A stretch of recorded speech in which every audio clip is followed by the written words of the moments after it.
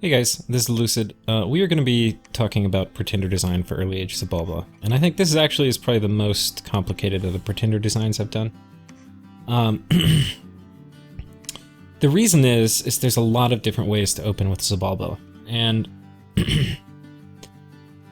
I'm still really conflicted. I haven't picked which pretender I'm going to do. I have an idea after doing a fair amount of playtesting, but the thing we've got to appreciate, so here's the thing. Our mages that are not sacred are the shit. These guys are really good, and these guys are really good. Our sacred mages that we can get anywhere, like this guy, he's basically used for summoning jaguars, and he kind of sucks. And this guy, he's just for fortune telling and researching, and he kind of sucks. And this guy, he's just for blood hunting. I mean, you can use him as a communion slave, or as a communion master, but you know, he's just blood 1. That's not very good. So all of your good combat mages, really, except for your cap-only guys, are non-sacred. And they're really, really good. And, yeah. Now, your summons that you get, a lot of your summons are sacred. So you can go really heavy on the bless, but then it's going to be at the cost of, like, not having as much mages, or as many mages. Which are going to mean worse research. It's going to mean you can do less trickery with your mages. I really like the Xibalban mages. The other problem with going really heavy into a bless with Xibalba is you have cap-only sacreds that aren't that good. Now, Sun Guide, don't get me wrong, Sun Guide are fine. They're cheap. You know, you can get a fair number of them. They can kill things. They're flying. I mean, they're not bad. They can help you expanding, but they also kind of suck. Like, they're not going to carry you through the early game where people are going to be like, oh shit, he's got heavily blessed sun guides, I've got to be careful. Now, of course, I potentially could be wrong, but I've never heard anybody say that. And the reason is they kind of, you know, their combat stats are okay, 13-10, their HP is not very good. Their protection is not terribly good, and if they get hit in the head, it's just game over for them. So they die pretty easily even during expansion. They're okay. They're okay. So going into a really heavy bless for your Sacred's late game seems alright, but what it is going to mean is that you're going to have less money potentially. Less money to build forts, less money to... Now, I mean, if your expansion's really good, it's different, but less money to build mages. And in the mid-game, before you have a ton of Aussies, your mages are really good, and they're what's going to carry you. So, the thing is you have, like, Aussies are some of the best sacreds in the game, and you want a really good bless for them. And so that's on one hand. But on the other hand, you are a nation that kind of struggles with expansion. You can do it, but you're going to do it with high attrition. Pretty much any way you go. And in Dominions 4 that was okay, because you could replace a lot of your stuff very quickly, but with the recruitment point system, you kind of can't as easily. Yeah. So that's kind of the struggle, is like, do you go heavy bless or do you go scales? Do you need an awake expander? The other problem you've got is if you get rushed before your mages really come online, because they're going to need some research before they come online. There's something super early they can do, like Blood 1, they can do imps. And they can also do Break the First Soul if you get rushed by like a god or something. There's only really a limited few things they can do though. It's, yeah. It's a little bit struggle city. If you get rushed by somebody with, like, high durability troops. If you get rushed by somebody with high durability troops, you've got a few options. You've got Strength of Giants on these guys, because 9 armor piercing damage is actually kind of a lot. And then their poison is not great, but it's okay. But this is only really good if you're trading them versus elites and they have Strength of Giants. If you get rushed by, like, super combatants and you don't have your stuff online, now you do have Break First Soul or whatever, but yeah.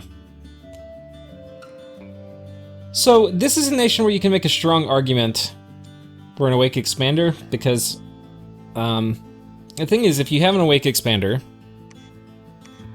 then like you could take the Snake, you can take Hun Balam. I've even heard of people doing it with the Demon Macaw, but I think that's going to be tricky and probably depend a lot on your bless. You can, I mean, there's probably quite a few options, but if you take an Awake Expander, what that's going to mean is that to get, first of all, you'll probably be bigger.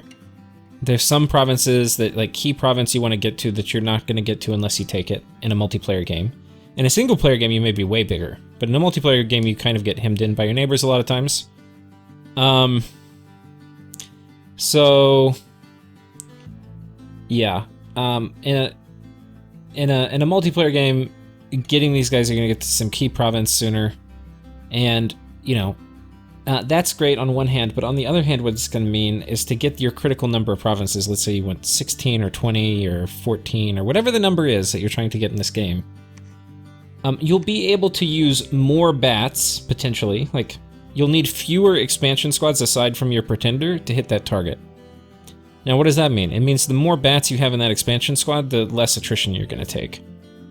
So what does that mean? It means when you come out of the first year of expansion, you're going to be significantly stronger, potentially, if you can keep more of your troops alive. And keeping your troops alive as Xibalba is pretty tricky. It is something that is basically guaranteed not to happen completely. Like, I've never heard of a lossless Xibalba expansion.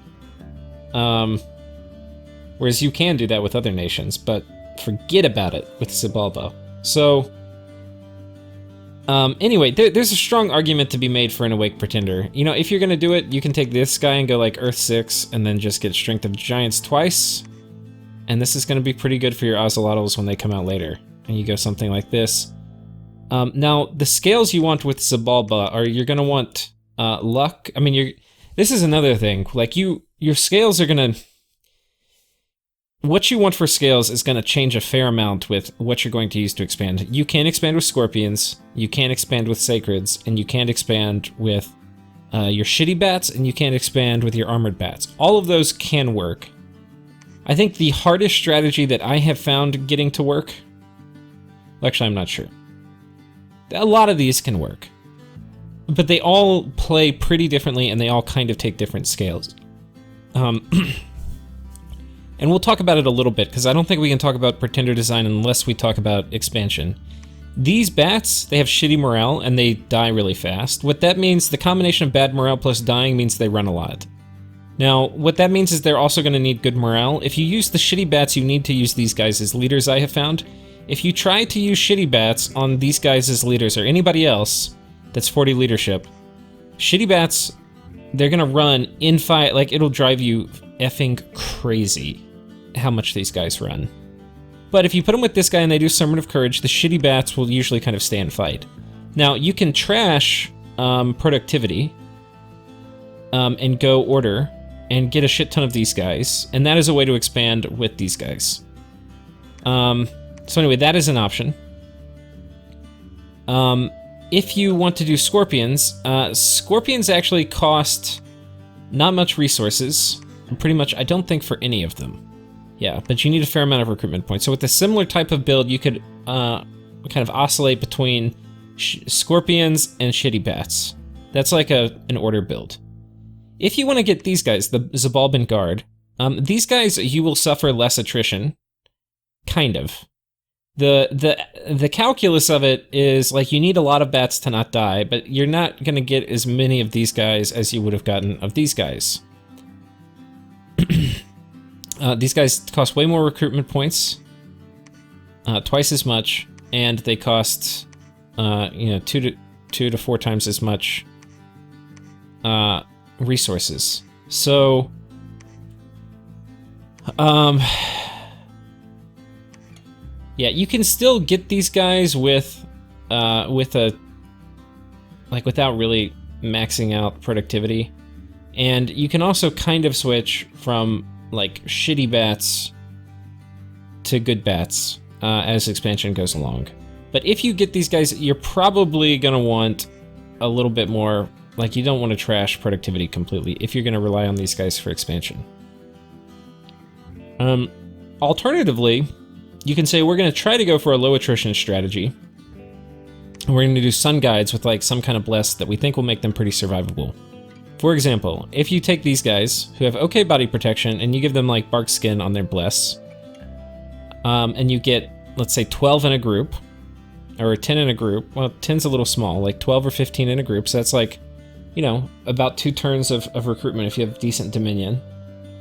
If you do that, they can expand okay, though they'll suffer losses.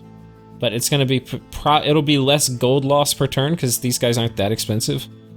Definitely will be less gold loss per turn than using these bats. But then, like, is Barkskin really the, you know, end-all bless for you for late-game Aussies? No, not really.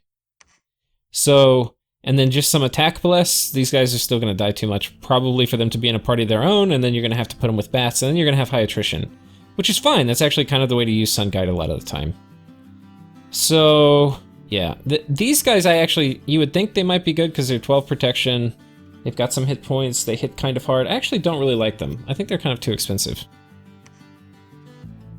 And they take kind of a fair amount of recruitment points, and you can't really mass them. I actually kind of like, if we're doing scorpions, I like doing these guys better, but that's off some testing, maybe like 5 or 6 games worth of testing with scorpions, but anyway. I do not profess to have the magic code figured out for Xibalba. I'm trying to figure it out. It's a nation I want to like, but it's a nation that I struggle to like with the early game shenanigans. I feel pretty confident once I get to like turn 30, we're gonna be okay if I'm in good shape. But if I get beat up too hard by turn 30, we're gonna be in trouble. So, yeah. We're probably gonna be trying to get naps with neighbors, and then vulturing at the beginning. That's gonna be our plan. We are not gonna bully anybody. We're gonna be friendly. We're gonna be your friendly neighborhood bats and try to get naps. And smart people will potentially try to rush us, especially if they know. I'm gonna kind of go, I think, for a greedy build. What does greedy mean? Greedy means I'm gonna be vulnerable early game. The only way, like, really out of kind of suboptimal expansion, which is what all these options really are, I think, and I could be wrong, is getting an expander. And if you get an expander, bats are really easy to reinforce. You can keep reinforcing one Doom stack that's led by one of these guys, and you'll do fine. You mix in Sun Guide, who will take out the heavy, the hard dudes, and then, everybody else, and you have like a big stack of 100 rolling around. You're not going to take that many losses. It'll be fine. But yeah, the thing with bats is you kind of need to double the numbers of the enemy you're attacking if you're just using bats. If you use scorpions, it's a little different, but you still need way huge numbers advantages, but I don't know how you calculate it. I haven't done it quite enough to tell you. Okay, so that's it. Now, the other thing we have to understand is what do we want for our bless? Like, for this guy, if we're going to use them to expand, we would want something defensive. But Aussies, they're going to come online later in the game. We have Earth and Nature. We're going to have a lot of defensive options. So, yeah, we don't really need a lot of the defensive stuff. What do Aussies like? Well, Aussies have 3 high-strength attacks, but they're normal attacks. So, the things that I think Aussies like are... Aussies like all the attack stuff. They like things that are going to give them... they like things that are going to give them the... Where are we?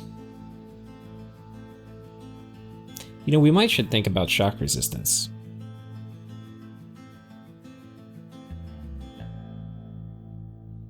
They are pretty hard-hitting.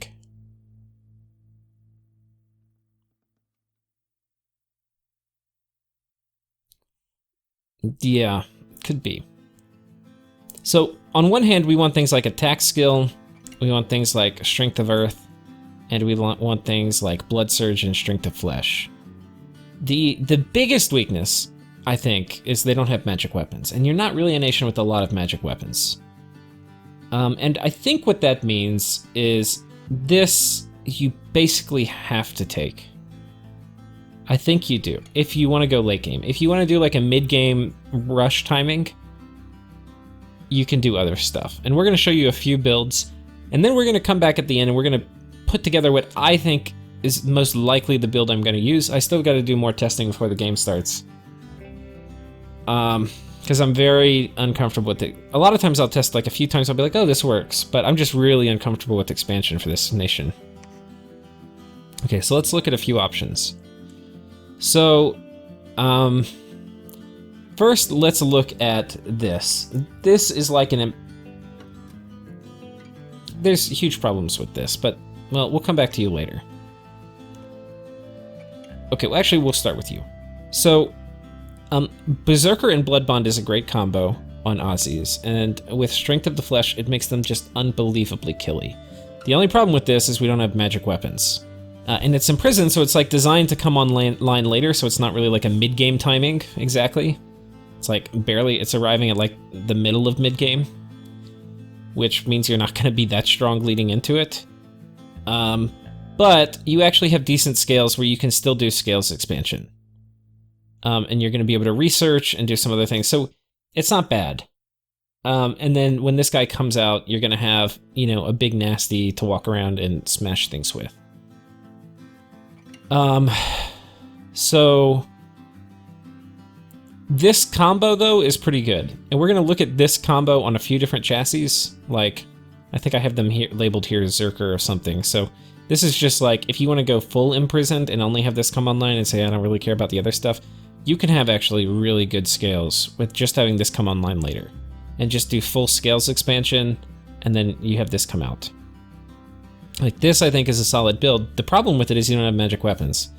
And, like, if people throw up Army of Gold and Fog Warriors, your Aussies all of a sudden are kind of neutered without magic weapons. If you have magic weapons, you can kind of pound through Army of Gold.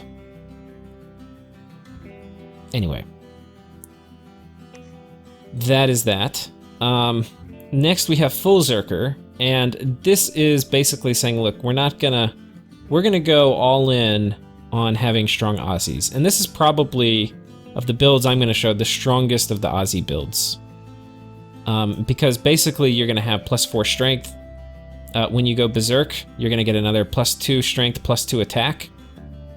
And yeah, so then you're going to be at you're going to be at +6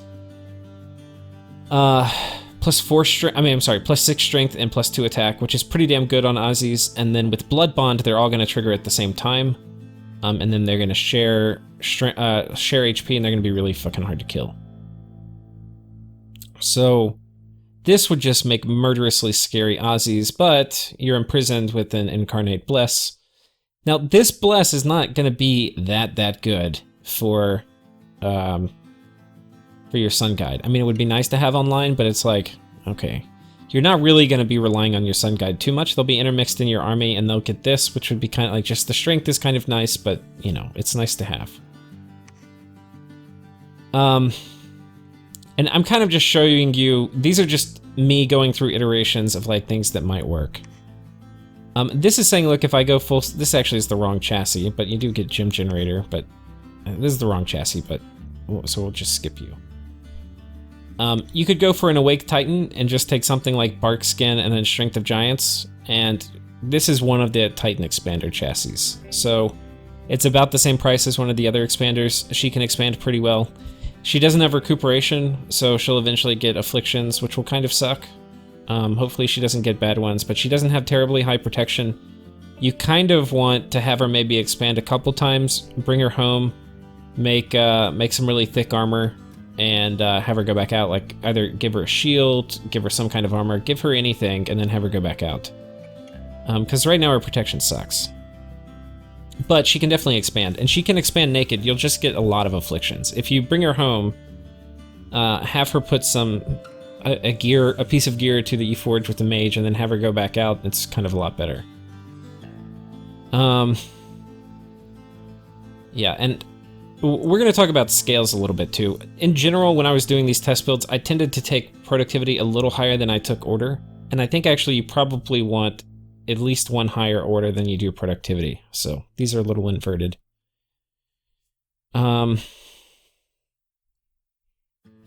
Next, we have the Balam. So this would be an Awake Expander, and he gets Blood Surge and Blood Bond. Blood Surge actually is pretty good on him because he gets Jaguars that come out with him, so he can run in with the Jaguars. They all kind of share damage, and with Blood Surge and Attack, they're pretty damn killy. This also is going to be really good on your Jaguars, so the thing is this is not a high protection chassis, so you've got to be careful what you run it into. If you run it in with support, so that he's like hitting a flank, and there's scorpions or bats or something to kind of keep them busy for a little bit, you can go after some really hard provinces. If you run him in alone to really hard provinces and he gets surrounded, he'll just die.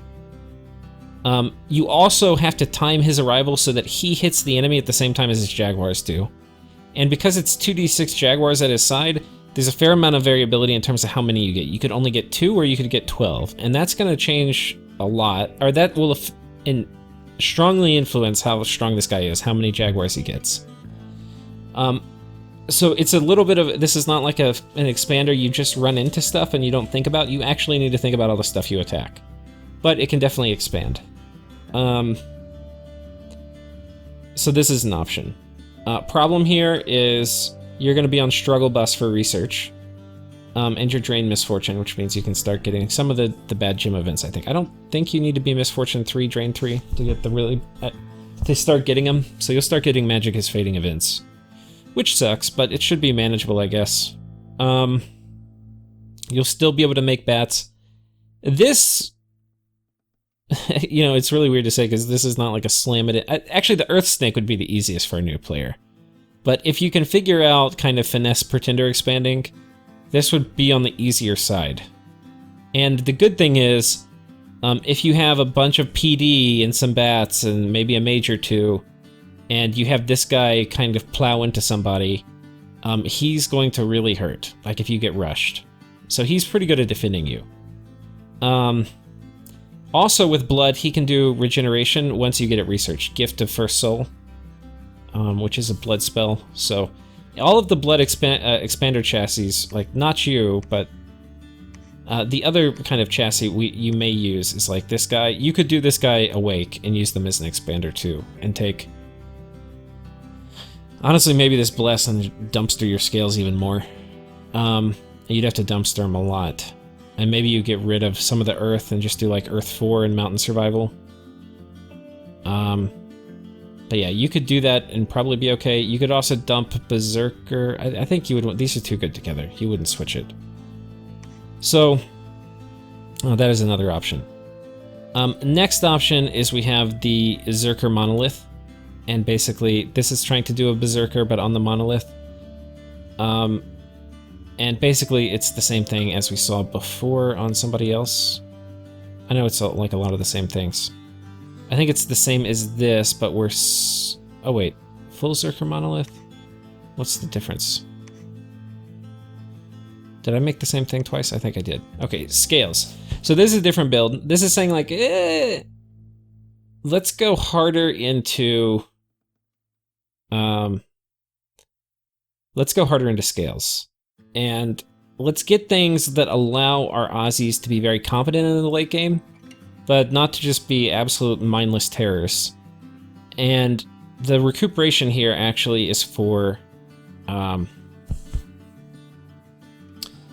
recuperation actually is for your getting tarts or something in the late game.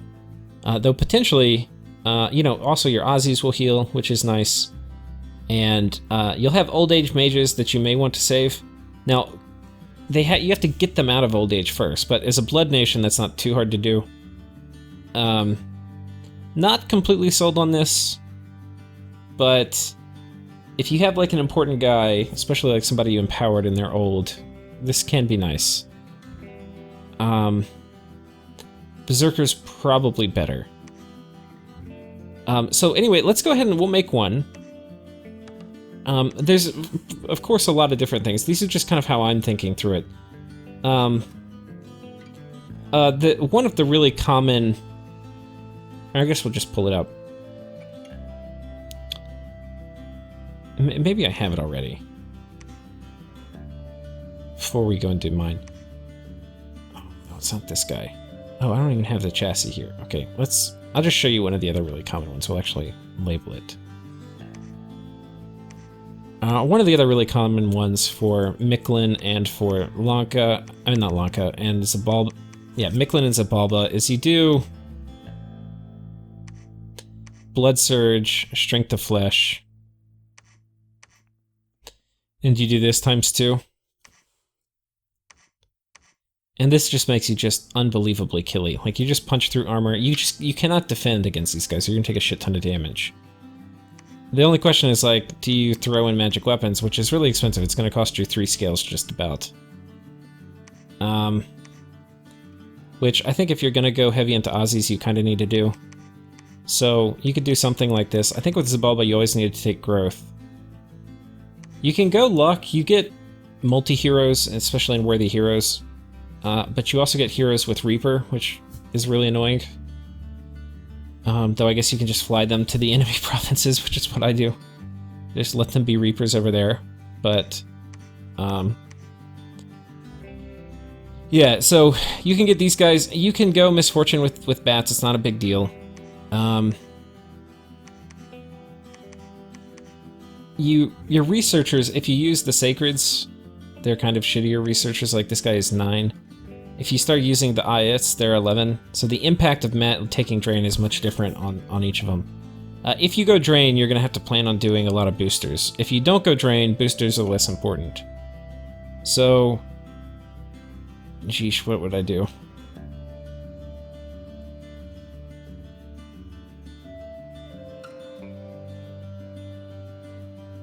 I might go like this.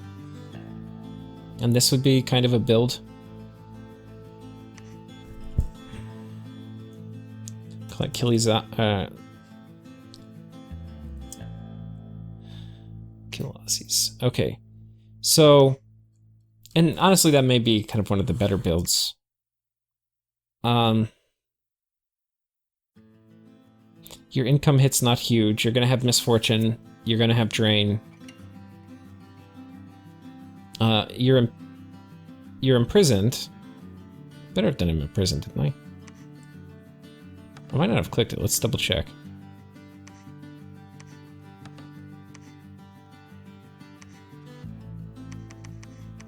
If I didn't do it imprisoned, we may actually do that as our build.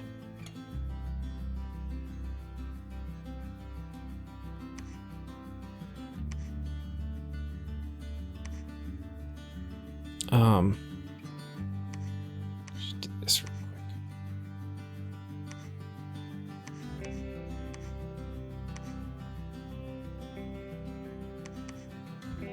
I don't think we did.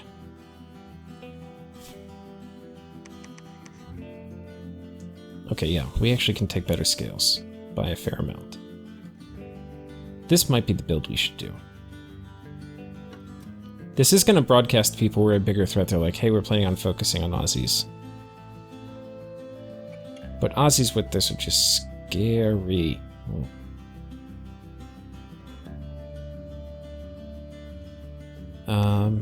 What to do?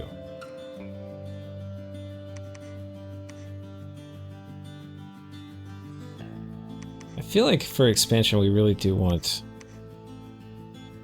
I think we can take Drain. We'll do the luck Drain trade.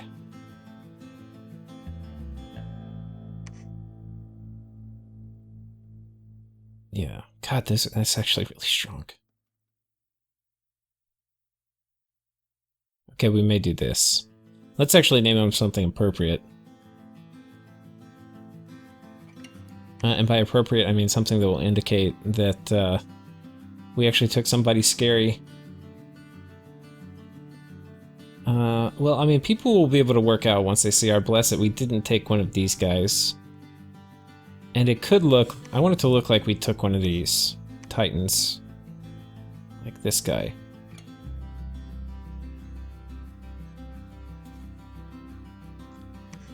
Okay.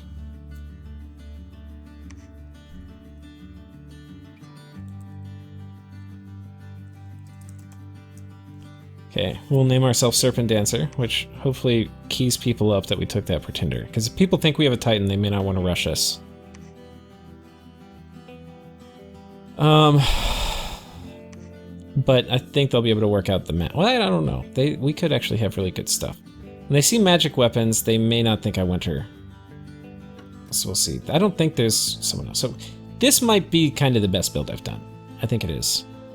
And it's actually kind of the most standard. It's kind of the most on meta. But we're going to do another one too, and I'm going to test it, and we'll see which one I end up going with. But the other one we're going to do is just full scales.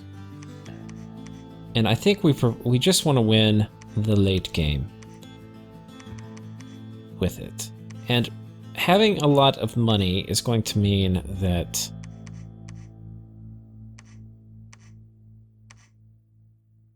now we could do Berserker. And Berserker is going to be better on Aussies. They're not going to run. They'll hit through things like Glamour. They're going to not get repelled.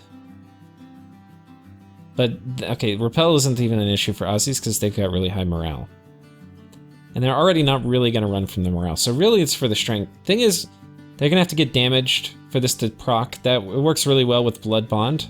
But if you don't take Blood Bond, Berserker's kind of meh. I mean, I want to be careful saying that. You don't need to take it, but it's way better with Blood Bond. And then we just go Recuperation. Now this is super cheap. We go Imprisoned. Importantly, okay, I guess on both of them we actually have Astral Earth, which is a very important cross path for Xibalba. And we have High Nature on this one, which actually is kind of nice because we can drop Mother Oak when we get up, which otherwise would be really hard for us to do. And though we can Site Search Nature okay, I guess. So, if we do this one, which is pretty similar to one I already had, I think I had Strength here. But thinking about it, Fire Shock Resistance is almost always going to be better in the late game, which is when this is going to be coming online. And to have Aussies who don't care about Fire Elementals or Wrathful Skies or things like that, I think would be really good. We can drop Army of Gold on them and not even give a shit. Yeah. Or Army of Lead and just not care. And we're an Earth nation, so there's value in that. And then we can also be dropping Firestorm and not be giving a shit. I think this is probably better. But it's hard to know. So, and because we're a fire nation, I don't think it's... A lot of people will say if you start with any preference towards temperature, you always go all the way that way. I don't really agree with that, but there's a few reasons on Xibalba you definitely do want to go Heat 3. One is that you're cold-blooded, so anytime it's cold in your land, it's really, really bad news. And two, you're a fire nation, so you have pretty good fire access. You can do fire elementals if you need to. And they're way better in Heat 3. So, anyway. There's a good reason to go Heat 3. Pretty much by default. It's kind of free scales for you. I mean, not free because you're paying with income, but I think it's... The side benefits of being Heat 3 for this particular nation make it a no-brainer. I think we'll go this. I think we'll go this.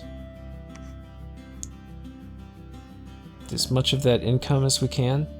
Heat is also better in the summer, or like, I mean, in year one, like when you start, because it goes spring, summer, and like during summer, if you're Heat 3, you're still Heat 3. You're not going to be like Heat 4. So that's actually kind of nice. And then I think we'll do a luck drain trade.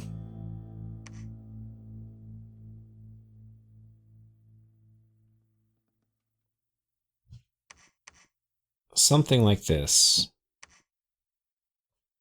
Maybe we do 8 and go drain 2. Then we get +1 MR, which will be good for dodging things like Mind Hunt and stuff in our end Dominion. And if you, we'll actually be okay with drain 3 or drain 2. I think these are the two builds that I'm most interested in. Our Aussies are still going to be super fearsome with this. I have tart access in the late game. Recuperation is just nice in general, really. You know, I can do... If you look in blood magic... Oh, shit. Feast of Blood. Where are you? Blood Feast. For 5 gems, you can do this. It's... You need to be Blood 2, which is pretty easy once you have boosters. Removes up to 10 affliction. Kills 750 pop. 25 chance of developing cravings. So you kill a fair amount of pop. You don't want to do this on everybody, but this can... Oh, I'm sorry. This is... Oh, what am I doing? That is to get rid of affliction. So you don't... On one hand, if you're Blood Nation, you don't really need this to get rid of afflictions on your mages. Rejuvenate is what I was thinking of. Yeah, so with this one, it doesn't say... I think you... Oh, yeah. You get 10 years younger, which... you don't want to be casting this on everybody, but on, like, important mages, you can totally cast it. So, anyway. Yeah, the other thing I think works is that if you twice-born Camazotz and they come back as white mages, but they're all afflicted, then, which is probably something we'll be doing on every Camazotz, or not every Camazotz, but a lot of them, then even though they come back all afflicted, we'll get rid of their afflictions. So it is actually good on... Oh no, but Camazotz aren't sacred. So I guess it'll be a non-Qui we can twice-born, and this will work if they get all afflicted when they come back. And actually, I mean, no, we can do it on Camazotz. We just have to put a shroud on them when they come back if they get all afflicted. What am I thinking? So, anyway, I think this is... In the late game, this might be better. Because we're going to have fire shock resistance. I mean, honestly, the additional strength is nice, but it's not going to be the end-all. Being able to drop battlefield wipes and not really care is probably better. And then we're going to be less vulnerable to a lot of stuff. Like the little MR is going to help. And then recuperation means tarts. So. There's other things you can do with recuperation too. But, you know, like, even little things. Like, you don't have to worry, like, somehow you're... Well, these guys don't really get afflicted. But if your god gets messed up... But yeah. I think we're going to call we'll call this guy... Actually, we'll call them both the same thing, because these are actually probably...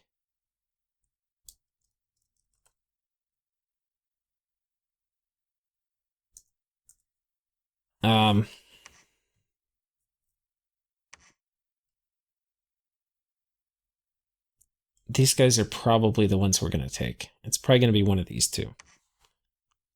I just have to figure out which one. If I can get...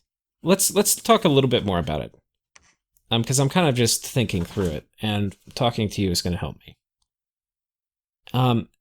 This is going to be better if if the enemy sacred rushes me. Let's say Yomi comes at me with Dione, which is a thing. That would be effing horrible. I mean, first of all, we can handle it with Break First Soul and stuff like that, kind of. But this would mean... Well, how much better would it be? We're going to get... No, this would be pretty good. We're going to get +6 strength to hit them, which is kind of a lot. Whereas if we look at this guy, we're going to get none of that. But we'll have fire shock resistance, which probably is not going to help because we already have 5 fire resistance on our Sun Guide. Basically, this is not going to help at all for that. So we're going to be relying... Both of these are imprisoned. Both of the ones I'm thinking about going with are imprisoned. So I think what I have to do, like, as a non-greedy part of the play, because you can't... If you're completely greedy, you're just going to lose. So I have to have ways to mitigate my greed. And I think the main way I'm going to do it is I've got to get Aussies really early.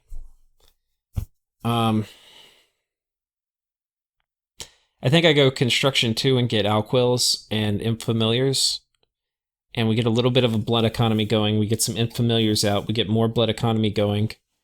And as soon as we've got that kind of humming along, we start getting Aussies. Like, I think that might be one of our first things, because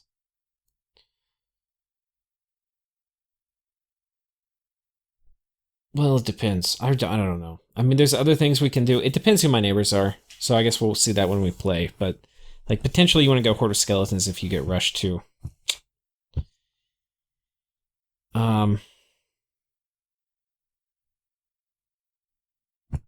Yeah.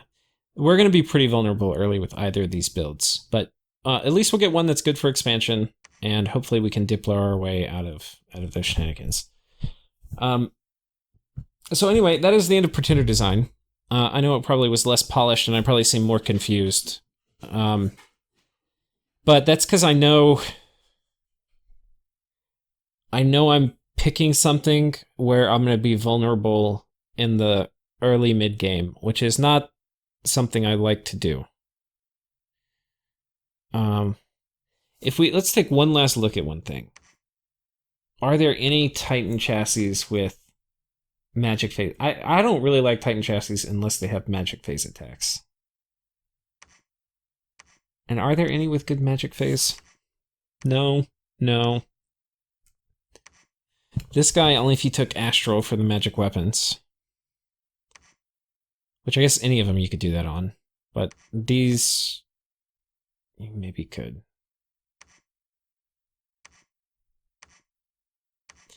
This guy potentially, but then you have to go Astral Death. This could kind of work if you did Stygian Flesh.